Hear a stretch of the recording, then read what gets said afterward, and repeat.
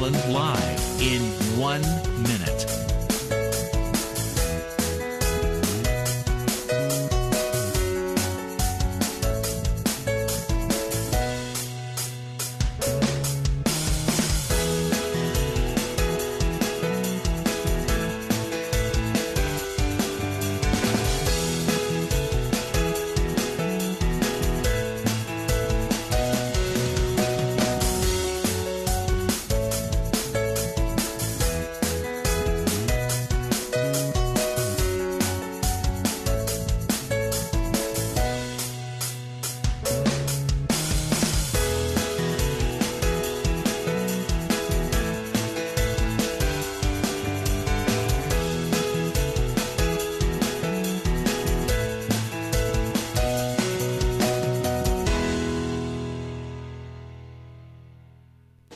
Welcome to Lynn Cullen Live at pghcitypaper.com. Email your questions and comments to Lynn at pghcitypaper.com. All right, I know, we're starting. I'm sort of just not quite here. There you go. Hello? Hi. Hi, Tom. Hello out there. I don't believe. Move over a little closer. Yes? You're a little loud. Ooh. I don't know if I've ever seen you In red? dressed down in a T-shirt. Have you ever seen him in a Well, T-shirt? now that I'm Jess? hunky. Oh yes. But only hunky I am is that I have Eastern European roots. That's about it. I'm about as hunky as a chunky can get. Oh, that all sounds like a Mary Martin song. I'm as hunky and chunky. Now, I have, to begin with our program today, a couple of things that will sow your past and present programs. As our listeners may know, we talked about you and I and Chris Potter going shooting as a lark. And I must admit, I was excited about the lark of it. And then I wrote to you last night. I said, I'm not going to be able to go for a while because my trigger finger. You have a problem with your finger. I have a trigger disease. It's literally called trigger finger on my index finger, which would be the trigger finger, that clicks like a trigger. So your trigger finger doesn't allow you to pull a trigger? Yes, at the moment. So I said, you two go alone. But then, of course, the story, and now it's the front page of the Post-Gazette this morning, which I saw the video last night, and I'm sure a lot of people, it must be viral, of this young girl whose parents, 9-year-old girl, I believe California, Oklahoma, I think it was. No, Arizona. Well, just as bad. One of those places where cowboys and Indians and buffaloes roam on the plain. Yes. And you need a gun. But anyway, so they took her to the range, and she wasn't just shooting with a pistol, but with an Uzi. I mean, why would you give anyone an Uzi, let alone a 9-year-old girl? So she was shooting away with a regular gun, and they gave her an Uzi. And the range coach was standing next to her, and I guess when she shot, he was sort of over her shoulder, and as she shot the Uzi, which she had not done before, retort of it was so strong. Well, she had shot it. Oh, she had. Before. Okay. Well, you can make a Uzi just fire a single bullet, or you can put it on automatic, where it sprays. Where I have this somewhere, like a machine gun. Yeah, and it's see. Beyond belief the amount of bullets that it discharges. All the more. So she had done. She had already shot it. The single shot. And, he said, okay, let's put it on full auto. Okay. And then bang. The retort was and she bounced up. So it's still spraying bullets when she's like this, and it got him. And it killed him. Right. So that then led me to our conversation of last week, which connected to your conversation of the day before with Jared about tragedy. Is this a tragedy? Well, no. Well, yes, because I was doing some research about this since we talked about it, and I listened to the program. And tragedy in the Greek dramatic sense, and I think it still really makes sense, we use tragic to mean horribly sad or horribly gone wrong. I think that would be a good generic definition of tragedy. For the Greeks, it usually meant something that happens that's horribly sad, and death is usually the result of it, but in which the audience, since it started in a theatrical mode, because there was drama, a comedy and tragedy, was that the audience learns something. So, for example, the old story of Oedipus, who ends up marrying his mother and then ends up kind of jabbing his eyes out. The notion was if you exceed if you try to go against the fates, you will have it. Or if someone is too brazen, or to use again the Greek term, hubris, arrogance in belief in oneself, You're going down. You get a sort of ta-dump. And so in that sense, Trayvon Martin and all of these are not tragedies. But they're not dramas. Wait. They're human beings. Wait a minute. Please. Hey!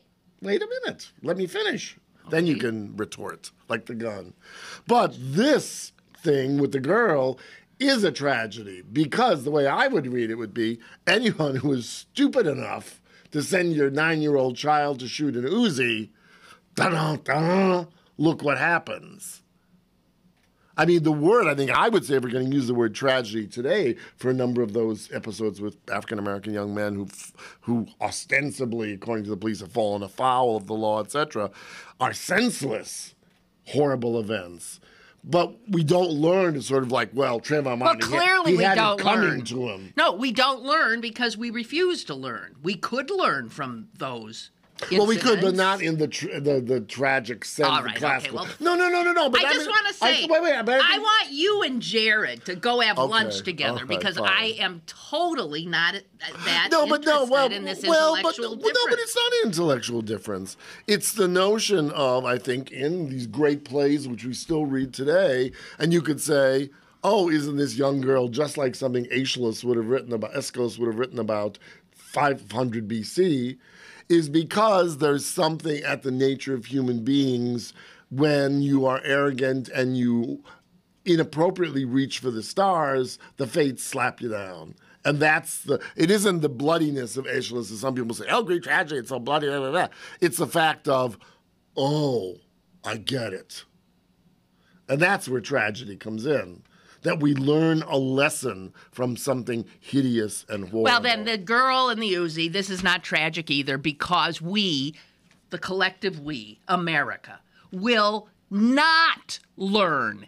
Okay, all right, in that sense. Yes, you think this is going to change a damn thing? No, well, a few people, I hope. But no, majority, they won't. No, you're absolutely right. They'll blame the coach, not her. Well, they shouldn't blame her either. She shouldn't be holding a gun. But it's not her. She's 9. Her parents. No, I said her parents. Yeah, all right, fine, her parents, not her. But still, the idea was it because the other thing I was thinking about, was it just for fun, like we were joking about it, which we shouldn't have, and I stand chastised. I'm not. But to think, why does a 9-year-old girl need to shoot even if it's a she pop does it because, and here's somebody commenting on it, said, put it in perspective. He said, this is automatic weapons as toys? Because that's what this is. When you go to a shooting range, that is toys. It is something to play with. Well, or something to learn so that if a bad guy comes to the window, you pop him off. Especially if your father owns a gun. I betcha. It's not just like going to a Pee-wee golf. This is considered fun, Tom. Well, it's a toy. I disagree, but... Automatic weapons as toys, and now this one guy's dead, and this child is traumatized for life. I hope. She's a murderer now. She killed someone, and she'll be never a manslaughter because it wasn't intentional. Right. But I know, but she killed this guy. Yeah, no, it's true. And I wonder if she will be taken to court. No. No laws have been broken here. In Arizona, there are no age limits on who can handle a gun. Okay. No age limits. Stop and think of how. And you chastised me when I said, Arizona. I am sure that you are not somebody who goes to Kennywood for enjoyment. No, I don't. I've never been to Kennywood. Okay, well, I want to tell you. At Kennywood, and I don't know if they still have it, I haven't been there for a long time, you had to pass a certain kind of physical test to be able to ride a certain ride. Yeah. Okay? Yeah. So, imagine a country in which we have at least some kind of a hurdle that you have to meet to be able to ride. State like Pennsylvania. That's right. To ride a roller coaster. Right. But you're not for a gun. Not for a gun, and I found it now.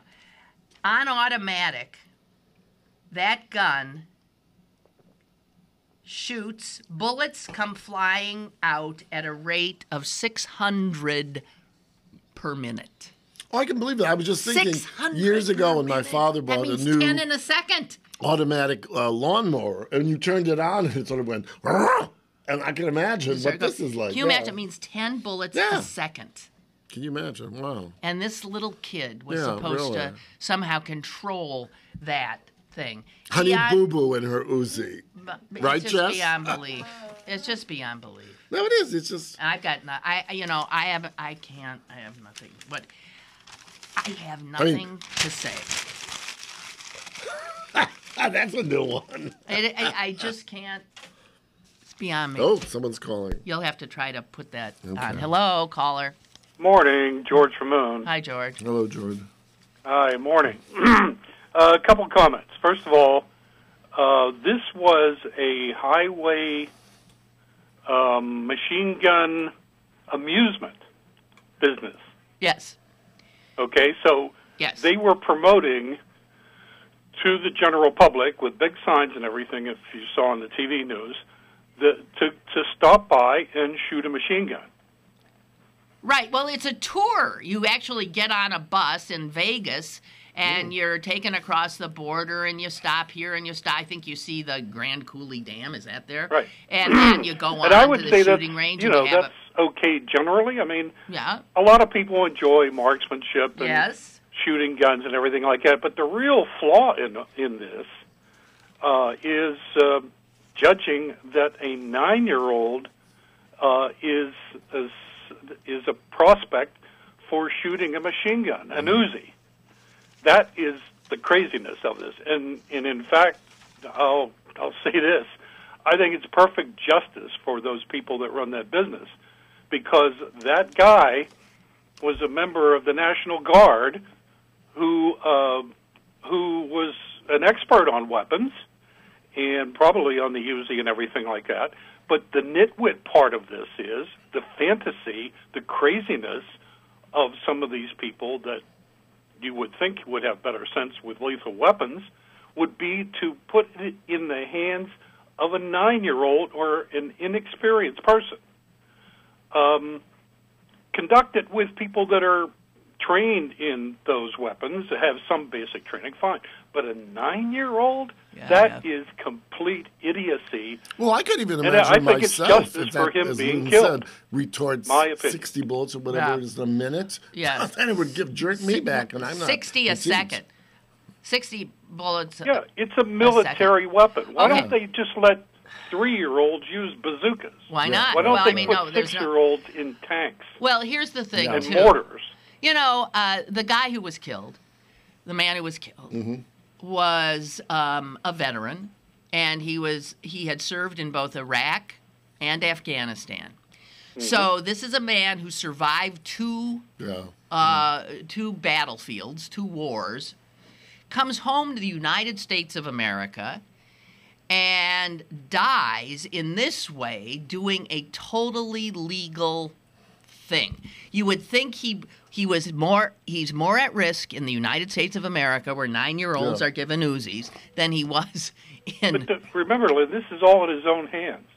Well, yeah, all in his own hands. I understand, but that many kids had come through this place and fired these things, and but again, what I want to say about not learning. About 5 years ago, an 8-year-old, a boy at a gun show, killed himself, accidentally shot himself in the head with an Uzi, and this was in Massachusetts, at a gun show because he was being shown it. An 8-year-old. Yeah. Did we learn anything from that? Well, you know, further, Do we even the thing remember that? I was thinking, did he take this job because it was something that he had expertise, as George, as you've described, and Lynn has described, or was it he was forced in this job because, as many of our returning veterans, they couldn't get a more normative job? I think he may even be a partner in the business. Oh, I see. Okay. No. Listen, everybody is doing. What's all this speculation? He was 37 years old. Listen, the guy who owns it says he had worked for him for about a year. Mm-hmm. That's not a partner. He worked for him for about a year. But and he brought home expertise. Any guy who knows the lethality of this kind of a weapon would not join up with a carnival caravan sitting on the side of a highway, turning machine guns over to children. Well, then that goes But to my but point. see, you're Was that calling the it- only job he had? Why is everybody driving me crazy? It's No, not I a think carnival 37-year-old could caravan. probably It's do a much better than that. It's a perfectly bona fide business in the United States of America. It's not Well, a so are carnival. casinos, and does that say they're salubrious? Well, yeah. So But So, here's the thing: you What? talk Really? to any people that have used firearms, veterans like myself or others, they know the lethality of these things. Mm-hmm. The first thing is safety, safety, safety, safety. You go to any gun range and everything, and that's the first thing, and that's the primary thing. Always should be. Yeah. Same thing with the military. You don't turn over automatic weapons, high-powered weapons, to children. well, let me And tell you you are this. not to be a part of fine. that. And somebody look up the law in Pennsylvania, because it could well be that in Pennsylvania there are no laws regarding how old somebody has to be at a shooting range. Yeah.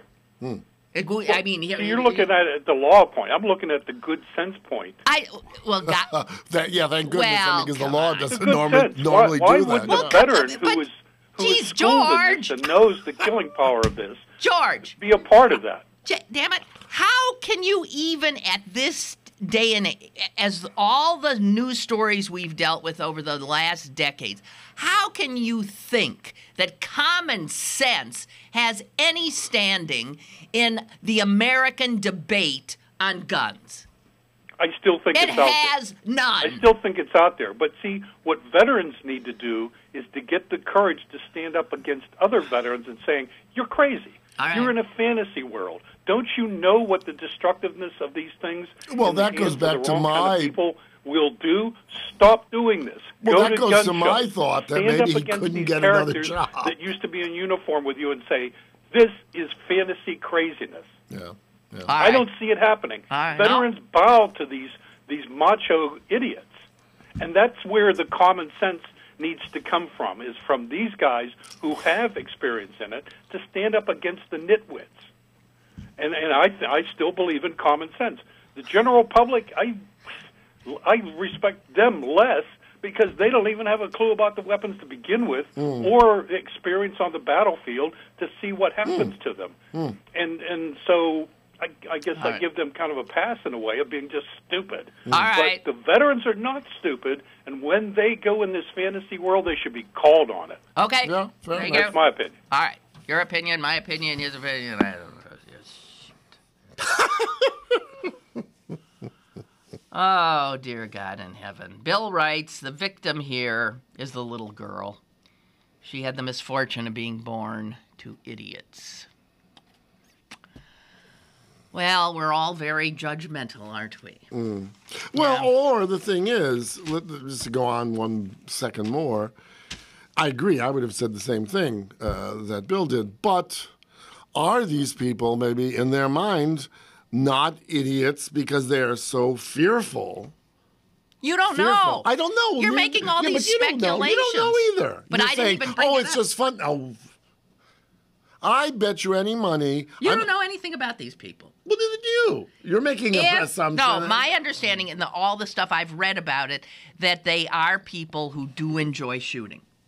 Okay? So that doesn't make them anything, but that they would Jerks. let their 9-year-old 9-year-old, yeah. I mean, that's do the thing. As an adult, automatic. you can stick the gun in your mouth. But I mean, is nuts. yes, no. Clearly. Laura writes, excuse me, we don't let 9-year-olds drive.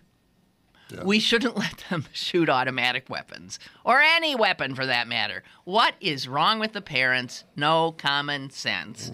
This is not 1890 when we shoot our food to protect the homestead or protect the homestead. This is 2014. The recoil on a shotgun is too much for a child. I cannot imagine using an automatic weapon, and Laura's older than 9. There should not be tourist attraction gun ranges, period. And she has an addendum. Huh? Oh, and then she says, I forgot to say, I, of course, believe in gun usage if used with proper training. Because Laura has told us before that she enjoys shooting herself. Okay. Chuck, regarding the shooting, the place was named. Yeah. Only in America. I did hear this. Bullets and burgers. I mean, really? Yeah.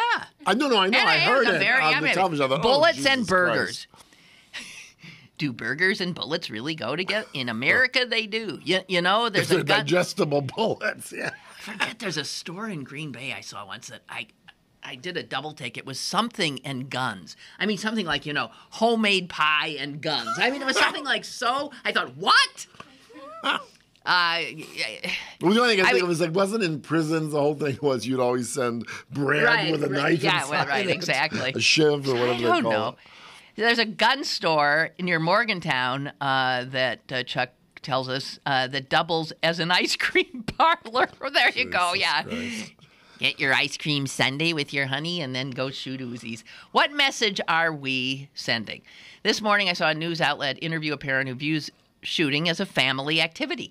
I told you that when I was in Green Bay, the reason we were going to go and shoot is because there was a family gun range in Green Bay that your family did go to. Yeah. That everyone except me went to, and they even have a logo: Mom, Dad, and a little kid in profile, and they're all shooting.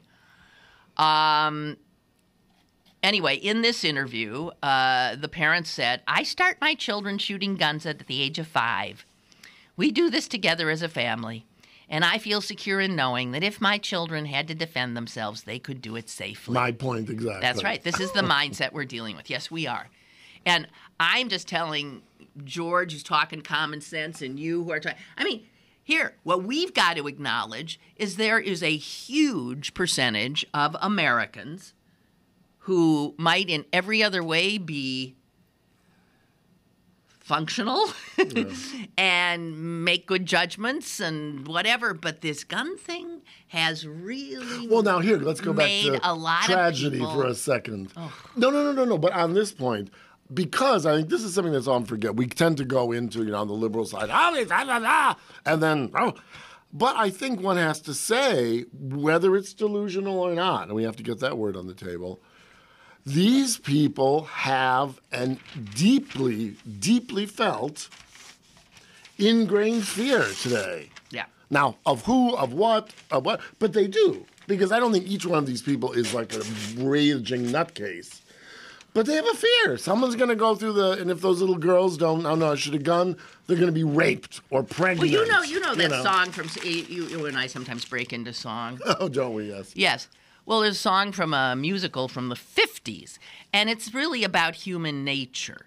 And fear, instilling fear in people is... from South Pacific? You have to be taught to be afraid of people whose skin is different and of a different shade.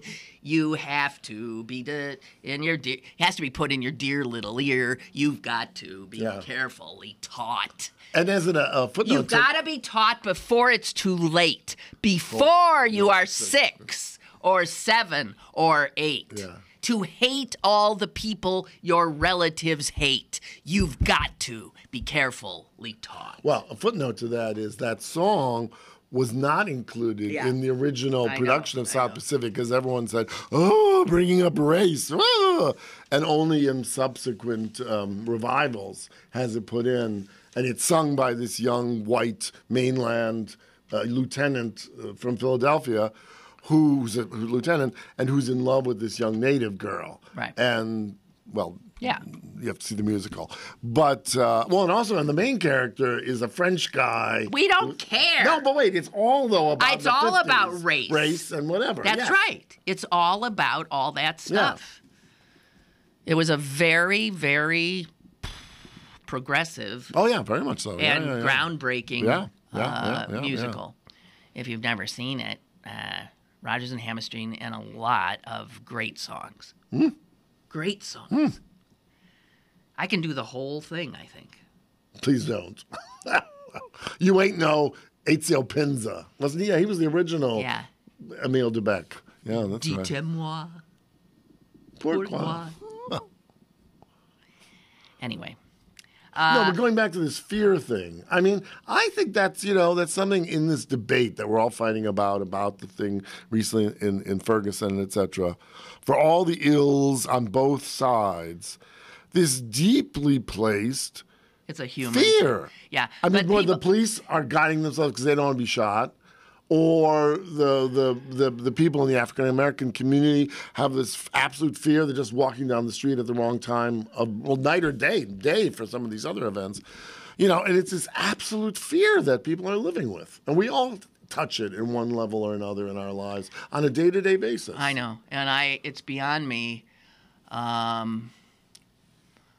It's so funny. People are afraid of the wrong things. That's well put. Yes. It's so silly. But fear as a tool of manipulation. Oh, yeah, exactly. And you wonder why Americans are so afraid.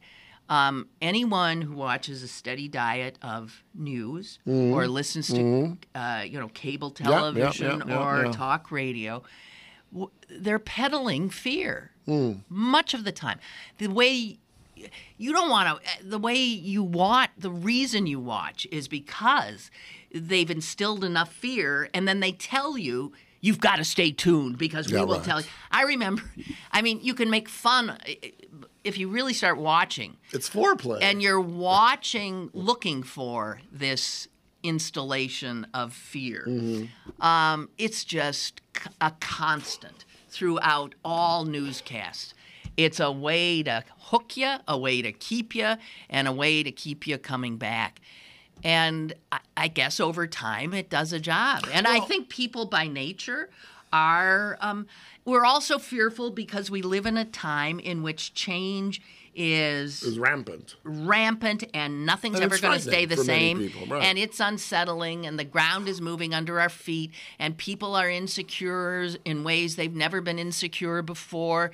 And fear is, and so for some people, it just seems obvious. Well, you grab a gun. And another part of this is, vis-a-vis the news, is that it's additive. And by that I mean, I was not shocked. No, I was absolutely opposite of that.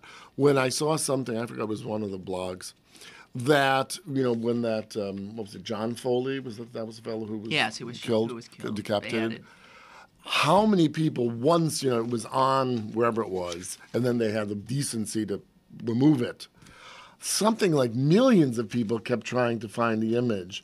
And I think partly that's due to the fact, not that I think that so many people are monsters, but just we've been through this news thing hepped up like, oh, we've seen a normal shooting. Oh, we've seen a stabbing. Like we want to be satiated by more gory whatever.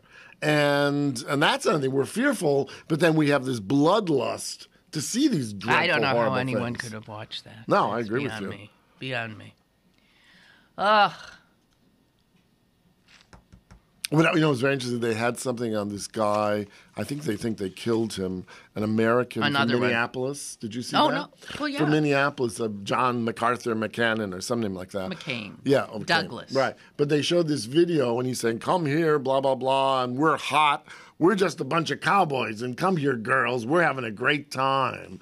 And I thought, oh, my God. Well, you know what? The things that are coming out about this man now, and it's mind-blowing because it's not what you think. Before he left the U.S., he had a job in California as somebody who was a caregiver to disabled people. Oh, really? And they interviewed this disabled man who he said this guy had been so incredible with him, so kind, how he missed him when he went back.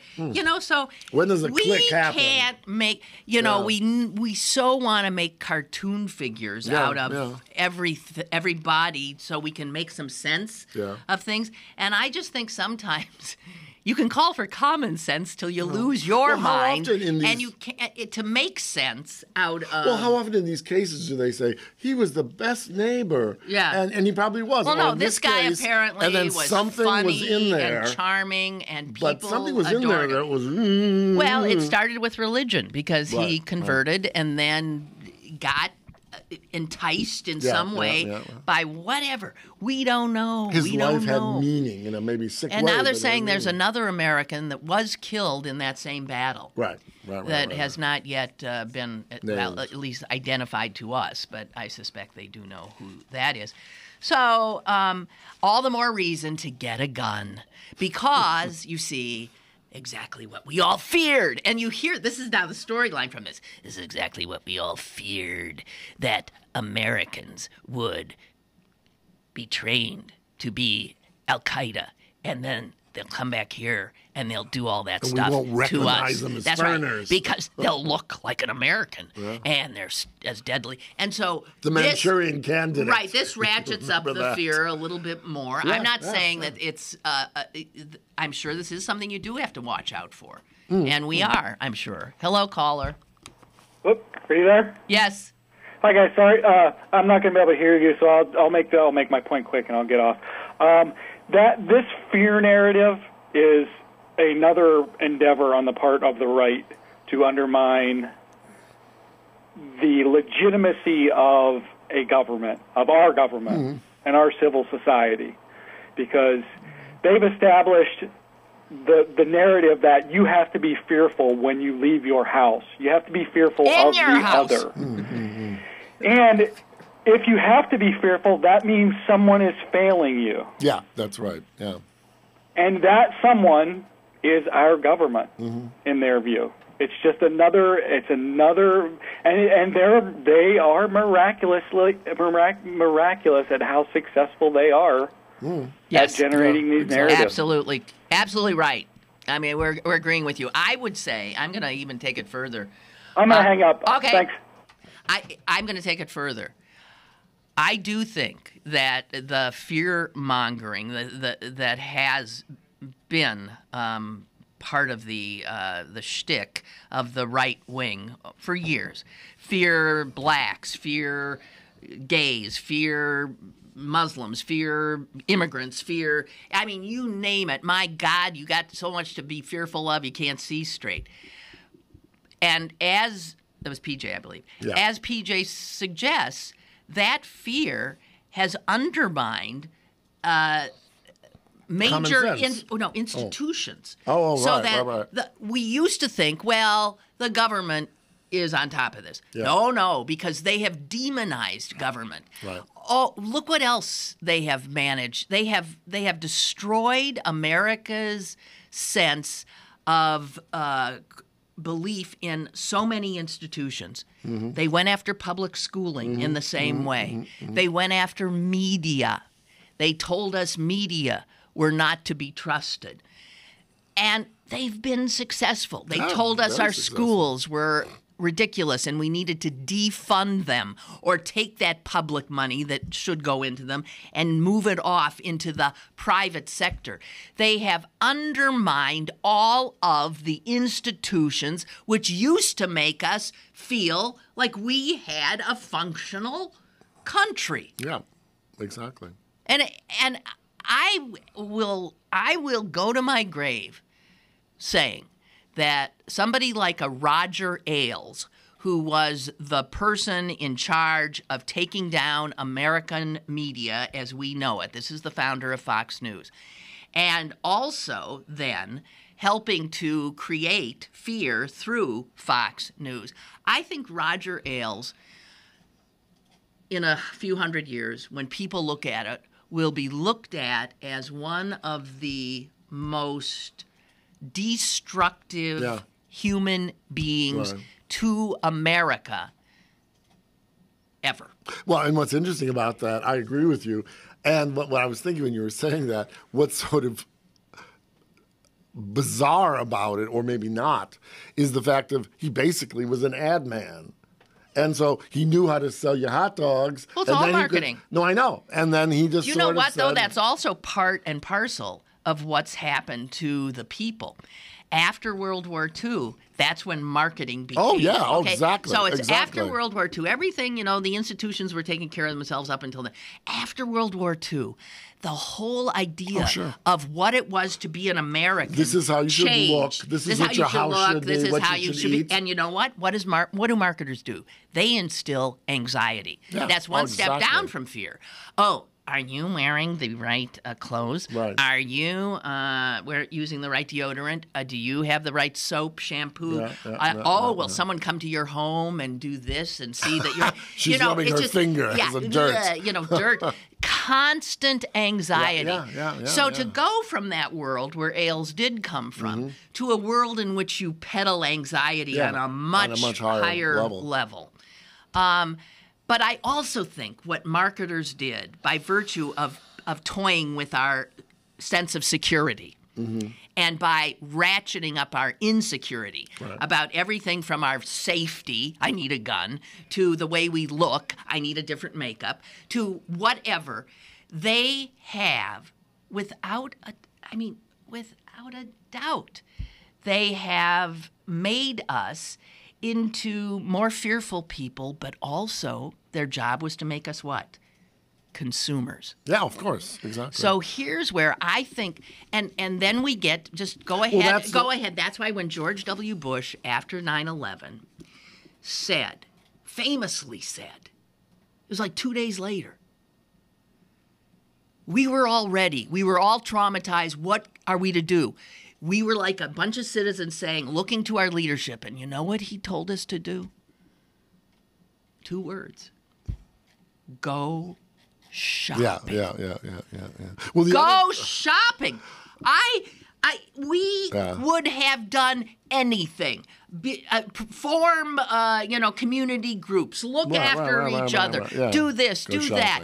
Go shopping. And so the idea of your job as an American being a citizen, forget it. We ain't citizens anymore. Your job as an American is that you're a shopper. Well, the other thing, do you remember, I thought this was so brilliant, and an artist, I'll tell you, there's a local connection to this.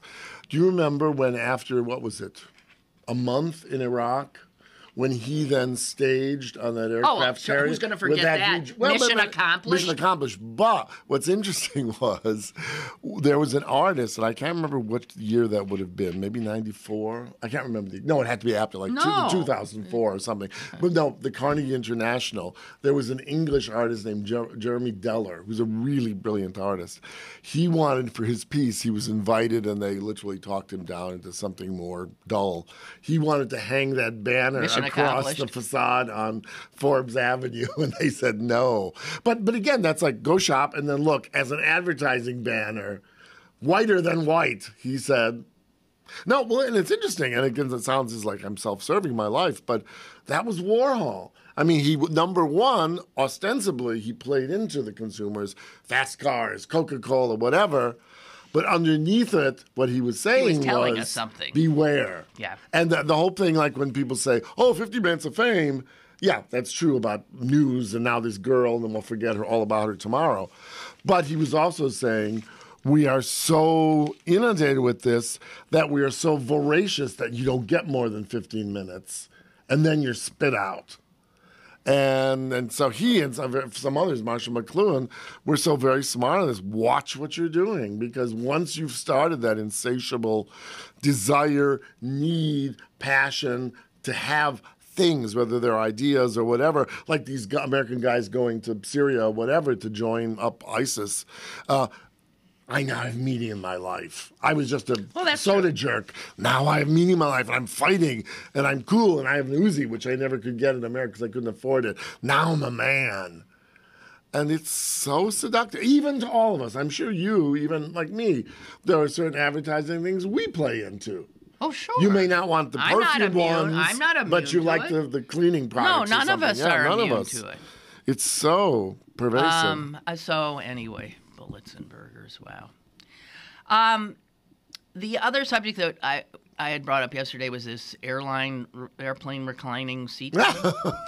And this is interesting because it really is, because it is true. I think the Post-Gazette's reporter Anya Sostek said this, that people, you can divide people into two groups, those who recline and those who would never think of reclining.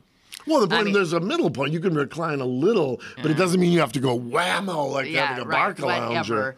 And there was some guy quoted in the article who I think is so right about it. He said, people have to understand that a reclining seat on an airplane is from another era. It's like smoking on a flight. You just don't do it anymore. But there are people who say, I paid for it. This is my seat. It goes back. I'm going back. That's all there is to it. I think those people are selfish, and I think they're self-centered. Righteous, yeah. My brother sent me this. He said, look, here's what they teach in economics courses now in college, and it has to do with this subject. It's something called Coase theorem.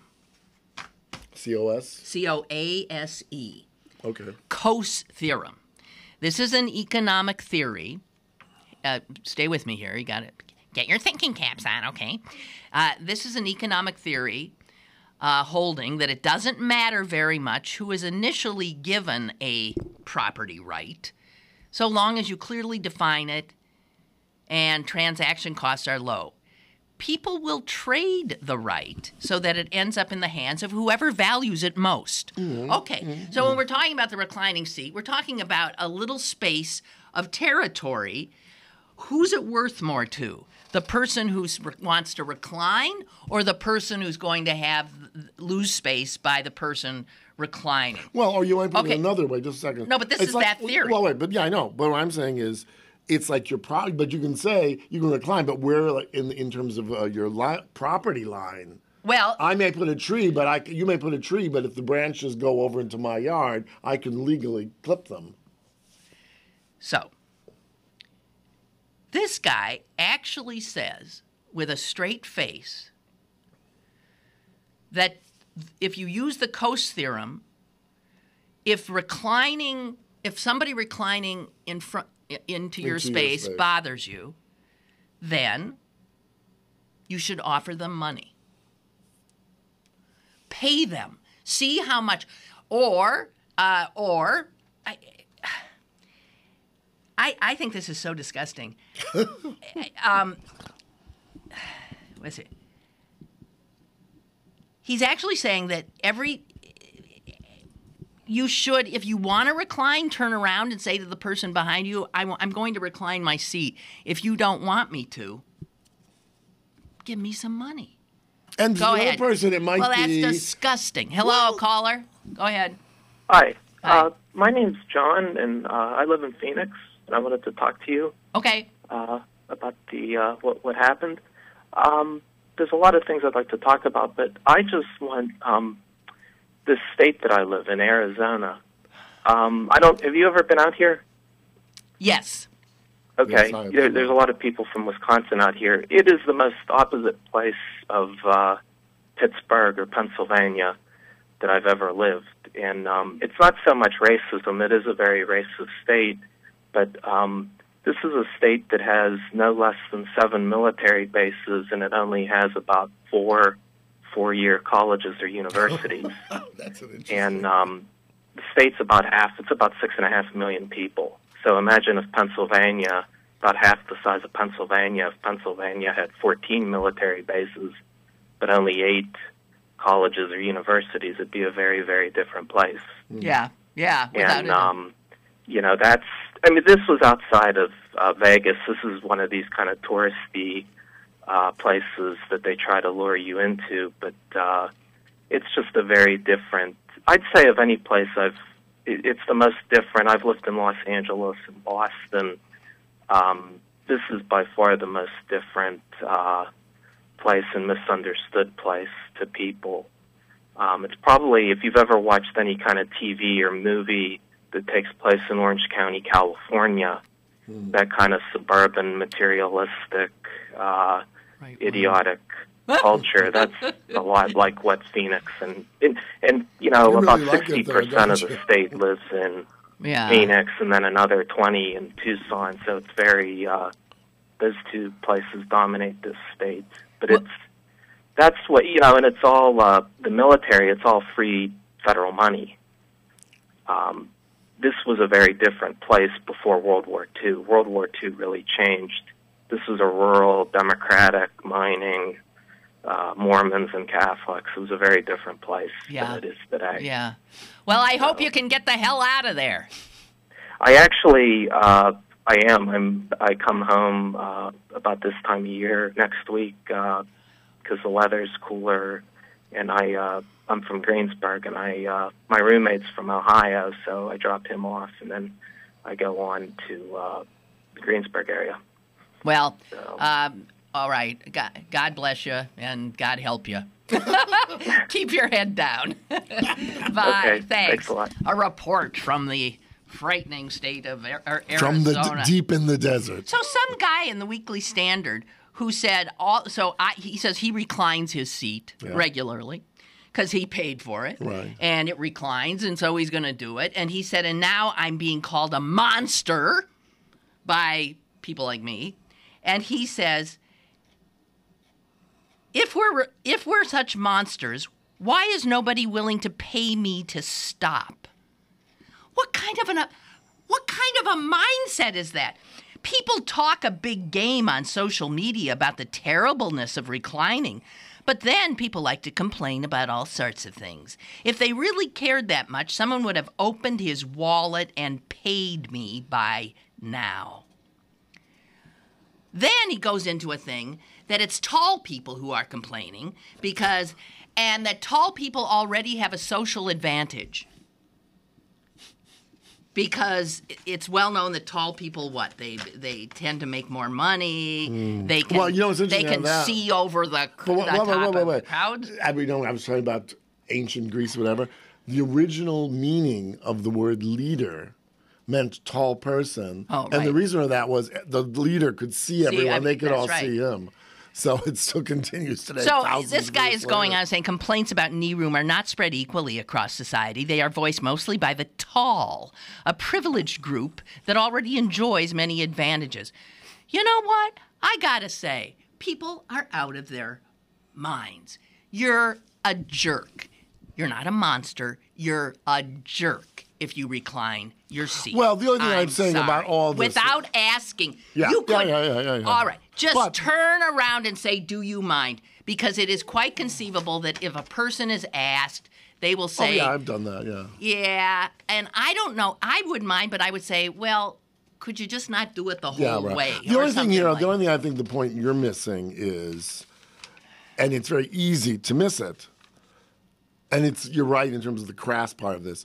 But really, we've talked about the point of government. It really is up to the airlines. They have put that reclining Well, that's right. function. So the stewardess should come and say, "Sir, I have a protractor. You can only recline 32 degrees." I mean, it's their fault because they made this on TV last night. The seats used to be between 32 to 34. Yeah, I know. They're getting- Now it's 31. Right.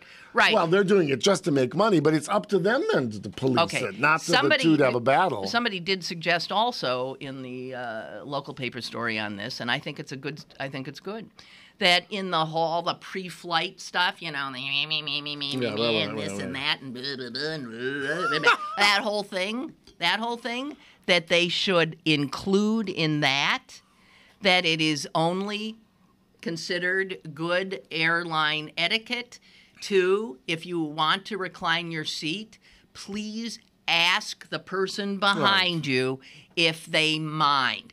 And that would be a very good thing for them to do. I would say, but you know what? Go with a screwdriver, spend a little fucking money, pardon my language, and just fix those things that you can only recline a little bit, and the tray doesn't go into your next person's abdomen. I mean, that's really the responsibility of the airlines, and they can't put it off. Or they should. I bet you $100 that when you were saying about the gassing, it's going to be, and we prohibit not only cell phones but Rest Assured or whatever that stupid gizmo is that the person used. Oh, those are illegal on airlines. Right. Oh, I think that Bet you any gizmo's money. marvelous. Oh, it is, yeah. But it's the same thing as me sticking my knee in the person's back, which I do. Well, it's funny. They showed in preface to the fight, one person's bare feet on top of the other person's seat. Yeah. And, I mean, people have gotten to be just so vulgar and rude. Well, and my brother sent me that article. He said, so here it is. This is what's taught now in economics, that everything is a transaction. Everything in this country now comes down to money. Yeah. Oh, you don't want me reclining? Well, pay me. How much is it worth to you? Yeah, right. Which is so despicable. And as he pointed out, he said, here it is. Just total incivility. Yeah, I mean, so we're incivility, becoming a totally uncivil society. Beyond belief. We're back to the Neanderthals. Yeah. Well, I wouldn't dump on the Neanderthals. Did you see the thing a week ago that it turns out that they now think they died out earlier? Well, no, they lasted longer. No, and I thought quite the opposite. And we coexisted. Oh no, with I know them, that's true. And that probably we co-bred with them. Well, that's true. Yeah. So we got some Neanderthal in us. Like for 5,000 years, or was it even longer? Well, 5,000 years, I think. Or 20,000 years. Yeah, that's a long time. If you can't, you can't beat them, join them. If you can't sleep with the one you want, you sleep with the one that's available. And you can bet there's... If she's a Neanderthal. That's not a big cross-species thing. For well, a no, Neanderthal. I think it was. No. Well, according to this guy I'm sure from not. England. I mean, clearly all the parts would work. You know what I mean? But we always go on evolution. So like a horse and No. But it's like survival of the fittest. And if for 20,000 years, there was some more than they were both equally fit. Oh. They both were hairy, though, so what difference did it We'll make? never know. Would you put a 9-year-old in a racing car? Well, you know what, Margaret? Someone has. Some people will. Well, did that little boy die recently who was with his father trying to fly 360 around the world, degrees and they crashed finally? Yes. So, yes. there you are, Margaret. There are a lot of people that just don't have a lot of sense. Well, because it goes back to Roger Ailes, marketing. If that kid does it, he'll be on the Tonight Show and the Today Show, and then he'll be on the Wheaties box. That's why people are doing it. So celebrity is such a lure in this consumer culture, a consumer culture, that people, will take all kinds of ridiculous risks. It was funny that yesterday on this little girl who, what is it she won? Oh, she, as an 15-year-old, won one of the sets or the games at the U.S. Open. Yeah. And I guess even though she didn't get, she would get $30,000 or something for that, and she turned it down because she wanted to be an amateur. But the end of it was the newscaster said, "But speaking to the father, if she goes forward, we may change our ideas about that." I thought, there's the rub, Well, yeah, you gotta do the math, I guess, figure out what is of more value. But it wasn't so much about her purity as an athlete. No, it was about ultimately where's the biggest lolly going to come from. Well, you can't blame her. On one level. And she was not. She's not from a wealthy family. The girl you're talking about. I didn't hear one way or the other. Oh, so just to go to the mundane now, please. I've gotten another parking ticket here on Smithfield. Right now? Oh, you mean before? Oh, you're holding it. Oh, yeah. And I want to tell you this. Are you going to be good this time? No, I'm going. I am going. I'm contesting this one too. I am so sick and tired of it. Well, you either were past. No, this was on Monday. I came out on Monday, and there it was, and I just took it off. But then yesterday I looked at it, and I got the ticket at 9:43. That's when you arrive for an expired meter. Huh? That's when I arrive usually. Yeah. I cut it close, guys. 9. Yeah, she does. But if they were to, I don't know if they're, now that everything's so on the computer, if they were to. Did you usually save the receipts? If they were to plug in. When you. My license. Yeah, right. They would see over and over again about 9:43, right. 9:44. Always coming in at that time on Smithfield. There's no way I have an expired meter at 9:43. Here's the only way I can figure, and I wondered if this could happen. I parked that day sort of down by the library, okay? Oh, I know what you're gonna say. There was one of those parking things behind me, which meant I would be going away. To go to that one, I'm going away from my destination, which is a block up. Yeah. So I don't put money there. Right. I walk past the church, past Wiener World, and past the toy store, and then I use I heard an official on TV who said, technically, you could, if you could do it, pay in one of those parking things in Shady Side. That's what he said. As long as it has your meter. But it certainly is not just a block. Whatever. That's not supposed to be the case. So here's what must have happened. I got the ticket in the 2 minutes that it took for me to get to the other pay station, plug in my stuff. That could be. And I didn't look behind me. There must have been a meter made right up behind me. I'm not paying this goddamn ticket. But I don't know if I have any way of proving it other than to say, you got to look at my... Well, they're computers. They have to have records. I ain't paying it. You're going to be in the who's cow, as they used to say. I am so sick of having to take my time. I mean, if I didn't how many tickets? This will be number 3 that I've contested. Third time is a whatever. Totally got off, I think, on the first one. I got a reduction on the second one. And I'm going to get off on this one. And if I don't... I hope you get the same judge. Oy, they swear. Not it's her Cullen. again. Oy, no, she's not It's her. Ida. Oy, That troublesome Ida from Wisconsin. But if I didn't have... I mean, there was a time in my life when I was working my tail off. I was running from pillar to post. I was a single mother. Yeah. If I got a parking ticket, I did not have the time to contest it. So I'm now, because I'm a woman of some leisure, and I'm working down here where I'm getting the tickets, and I can walk over to their court, then I'm willing to... Well, what's also interesting, when I first came here, now it's 17 years ago, but I think even up until maybe 8 years ago, for that it would have been $6. Now it's 30. I mean, it really has gone up. Now, I suppose that's supposed to be the deterrent. I understand that, but... well, I spend... Oh, can I go with you? The part... Oh, you sure? I'd love to. Sure. I will be her witness. Lynn is always late. She always clocks in. Well, you can come with me and say, yes, she does. This is when she goes to... Ida is a good, honest woman. She always plugs the meter. I do the maximum time. I always do. The parking authority has been enriched at my expense quite a bit. All those leatherette banquettes. Yes. And the judge's offices. I'll be damned. At least now I have the opportunity to say, I ain't paying this. Mm-hmm, mm-hmm. Jeez, your little system doesn't quite work. Well, you know what that tells me partly. I mean, you're probably right in that it is computerized. That's how it happened. But also, though, you probably should save those thingamabobs. No, I know it's stupid, but I mean, in this society, it's all about fact. And if you had that little chit, although you may be right, if it was that interstices of a minute and a half, you were illegal. But isn't there? But I thought... How could you be illegal as you're walking toward the thing? You don't have an opportunity to pay. I mean, it's just... Yeah, well, what would be, let's say, if you wanted to pay at the one right next to the spot, but there were 3 people waiting. That's right. You would go to another place. But I thought, according to the law, you were given like 3 minutes or 5 minutes. Where did you think that? Read it someplace. What do they call that? You're given a free zone. No, I can't remember the term, but you're given some leeway. It's not like to the minute. Tonk. This had to have been almost to the minute. Yeah, I mean, I don't... Well, it'll be interesting to hear. You will report back to us. Watch out.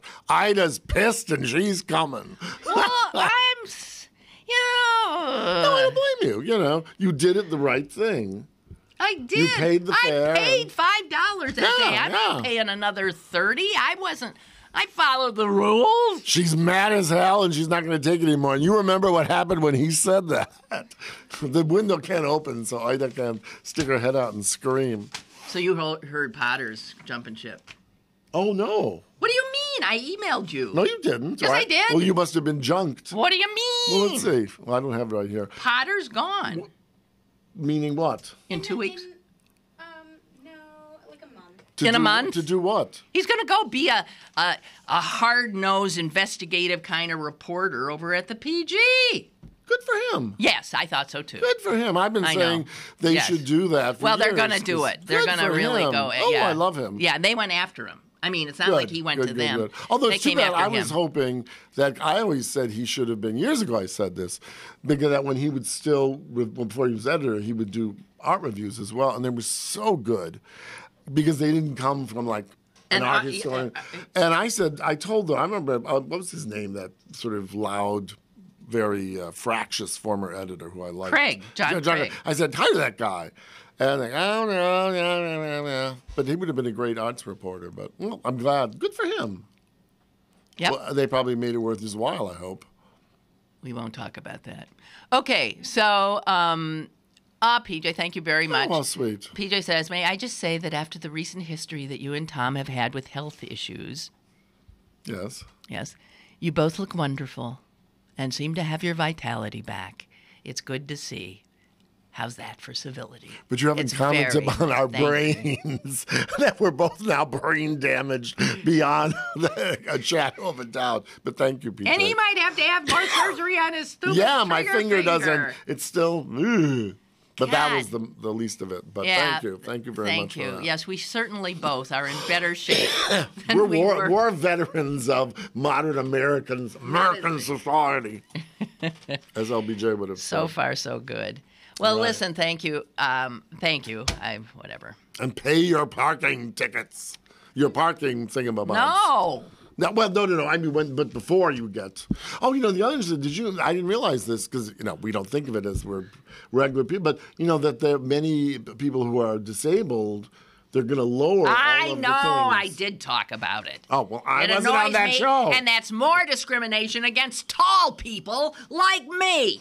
What do you mean? Well, they lower it. I can hardly see it now. I'm down like this. And they lower it more. But you have the ability to bend, which people in a wheelchair don't. Yeah. Oh, the leader, in the classical sense, wants to maintain her hegemony. Well, thank you very much. You're going to have people with their wheelchairs have to have boxes. They have to roll Now, up. look what you did. We were ending on a perfectly civil note. And now because she was in a position of authority. All right, the Bickerson. Stop it. God, he's insane. Oh. All right. Now she's throwing brickbats. I think Potter's showing up tomorrow. Oh. He damn well better. In his penultimate. Yes. Oh, shoot. Anyway, don't miss it. There isn't a lot of Potter left. That could be a philosophical comment.